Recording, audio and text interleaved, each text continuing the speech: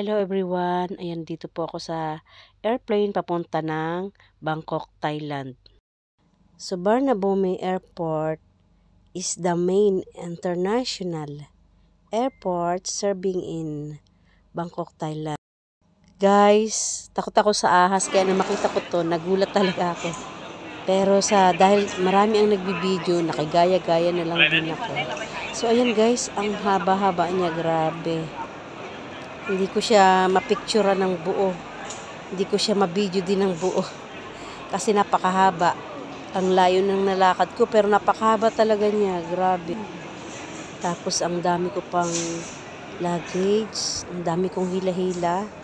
Kaya hirap na hirap pa akong mag-video. Mabuti hindi nga masyadong magalaw.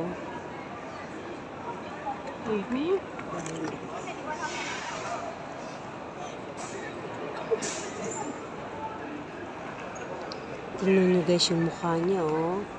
Ang laki-laki. Tapos ayan, oh, dragon. Ayan, ang dragon, oh. Napakalaki. Grabe. Pero ang ganda. Ang daming nagpipicture dyan. Tapos dyan sa baba makikita mo yung mga box. Dyan nakasulat yung mga history ng Thailand.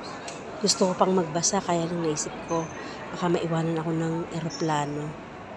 Pero ang totoo po guys, talaga po naiwan nga ako ng eroplano. Naiwan ako ng Pacific Airlines going to Manila. Kaya ayun, ang nangyari, na nakabili uli ako ng bagong ticket papuntang Manila. Grabe yung naging experience ko dito sa Thailand nung naiwan ako ng eroplano. Ayan guys, tingnan nyo, oh, ang ganda magbasa. Yung mga history ng Thailand talaga. So dyan lahat nakasulat. Meron namang English at meron din lingwahe nila. Sa sobrang lawak nito, hirap na hirap talaga ako sa mga luggage ko. Kaya next time, hindi na talaga ako magbibit-bit ng marami. Ayan guys, thank you for watching. God bless everyone.